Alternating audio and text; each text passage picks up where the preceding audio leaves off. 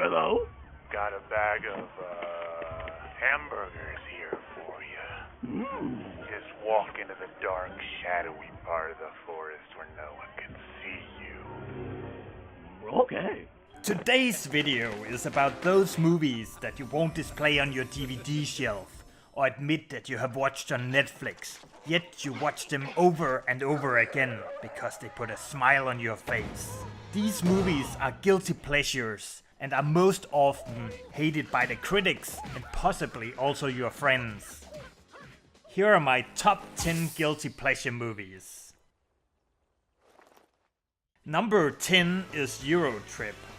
I think that most of us have been through all too many bad teen comedies that we now think are super corny and dated. However, I keep coming back to Eurotrip. The movie starts out with Scotty being dumped at graduation by Fiona. Now she's a keeper, huh? Because she's having an affair with Matt Damon.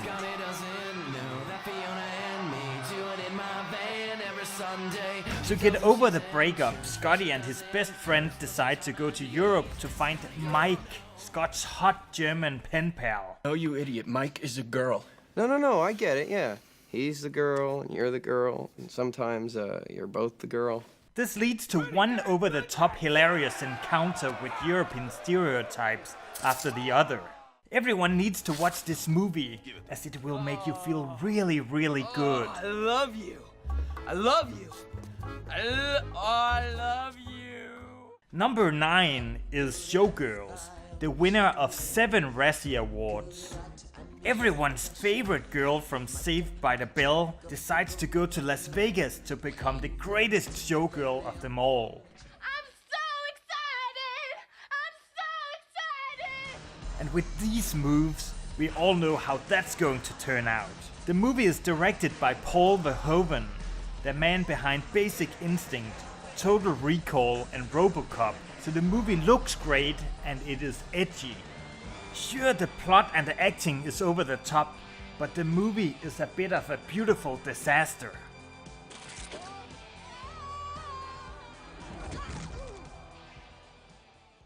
Number 8 is Mortal Kombat. You gotta love those electronic beats. The reviewers did not like this movie one bit, and it has even been argued that Mortal Kombat is a complete ripoff of Bruce Lee's Enter the Dragon. But I don't care. The movie is awesome. We have humans who fight supernatural beings in a secret tournament to defend Earth from being conquered. What more do you want? Our 3 heroes are a policewoman, an action star, and a Shaolin monk who reminds me of a young Jackie Chan. They fight all the characters we know from the hyper-violent video game in cool settings. The special effects still look kind of okay. The movie has so much ridiculous dialogue and so many hilarious characters that it becomes a joyride to watch. What, you used it to knife your mother in the back? Nah. It put a big smile on your partner, though. The only thing that could have made the movie better would have been an R rating. The movie was also the start of a hot streak of guilty pleasure movies by the director Paul S.W. Anderson, which also included Event Horizon, Soldier and Resident Evil. One could almost say that he was on fire. Number 7 is Blade 2. The often forgotten little brother to the classic superhero movie Blade. The movie is refreshingly unapologetic in its violence, and it is extremely satisfying to watch if you are into stylish action horror movies. In many ways, Blade 2 reminds me of the Max Payne video game with its neo-noir feel, its color grading, and with Blade's leather trench coat. In this movie, Blade joins up with vampire ninjas to take down Reapers, a new breed of super vampires. The movie has a lot of bite to it. Number 6 is Fast and Furious Tokyo Drift. Though it is the second worst rated movie in the Fast and Furious franchise, and it doesn't have Vin Diesel or Paul Walker in the starring roles, it is my favorite of the bunch. The naive main character, Sean Boswell, keeps trashing cars, so he has to move to Tokyo to make a new life with his dad and to learn how to drift. There's no wax on, wax off for drifting. Learn by doing it. He quickly becomes part of the Tokyo underworld, which the director Justin Lin makes look beautiful and feel energetic. The movie is more focused on making every scene feel fresh than it is on the plot, and that is why the movie will leave you with a big smile on your face. Number 5 is Bloodsport. With this movie, Jean-Claude Van Damme went from being a breakup dancer in Electric Boogaloo to becoming an international martial arts superstar. The movie is based on the somewhat doubtful real-life story of super agent Frank Duke's participation in the secret tournament, the Kumite. The movie has all the racial stereotypes that you can imagine, and it is as over the top as one would expect it from a canon movie. The movie consists of one crazy montage after the other, of everything from Frank Dukes fighting in the blind and participating in bondage, to him sweating excessively while kicking ass and punching balls. The fight choreography and the soundtrack is great. And furthermore, Bloodsport was the movie that introduced me to martial arts and the underground world of Hong Kong, which I now love. The movie is a real hard hitter. Very good. But break, not hit back. Number 4 is Bowfinger. This movie is comedic genius. It revolves around Bowfinger Production, a small crappy B-movie studio that decides to make a movie with the world's biggest movie star, Kit Ramsey. Yeah.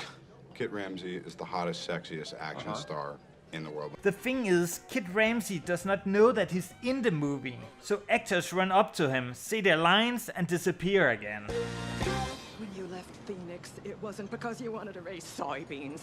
You had to get away. Why? Why? Was it because you wanted me and it burned inside of you? I beg your pardon? This has an interesting effect on Kit, as he is also struggling with some mental issues. The movie pokes fun at the movie business and Scientology, but its main theme is dreaming big and succeeding. It tells us that we will succeed in life if we just keep it together. Keep it together. Keep it together, keep it together, keep it together, keep it together, keep it together. Number 3 is Commando, which is pretty much the 80s version of Taken. The ex-Special Forces Colonel John Matrix has settled down with his daughter, and as she gets kidnapped, he has to use his special set of skills to get her back. There is no other movie out there with as many funny one-liners as this one. Don't disturb my friend, he's dead tired. The movie is completely over the top and has no boring moments. Arnold throws double punches, throws foam boxes, and eats green berets for breakfast. This green beret's gonna kick your big ass. I eat green berets for breakfast. And right now I'm very hungry. Also, the movie has the greatest human adversary that Arnold has had in any of his movies, and that is Bennett. I think Arnold would be proud of his third place finish on my list. Right? Wrong. Number 2 is Footloose. This is probably the most light-hearted and innocent movie on the list.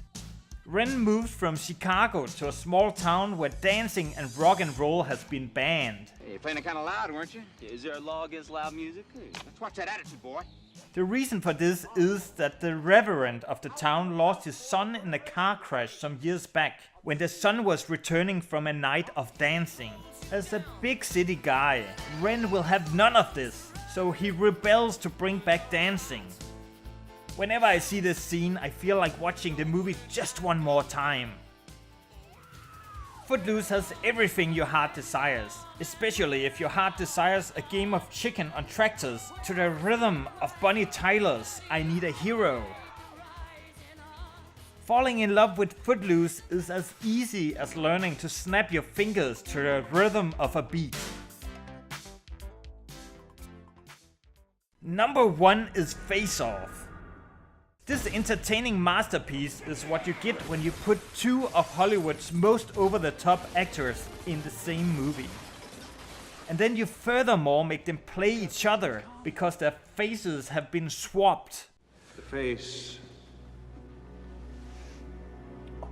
It is mind-boggling that this movie has ever been made, but I'm glad it has. The plot is of course about an FBI agent that undergoes a face transplant to go undercover as a terrorist, but then the terrorist gets a hold on his face. The premise is completely insane, but John Travolta and Nicolas Cage somehow pull it off. Hallelujah! Hallelujah! That is all for this video. Thank you for watching, and I will catch you later.